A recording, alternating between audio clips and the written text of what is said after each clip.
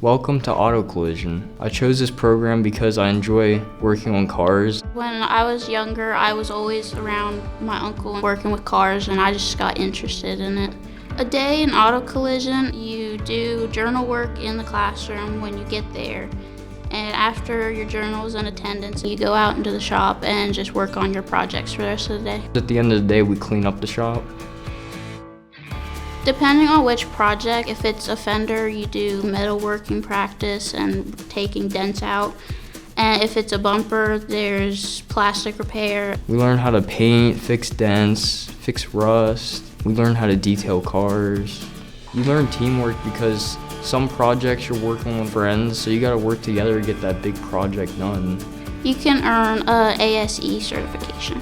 It benefits you because it shows that the person you're hiring, they have the skills they need and they know what they're doing.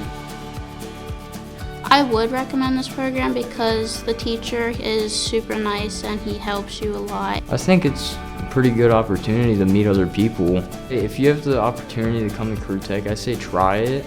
And you get to do what you actually love doing.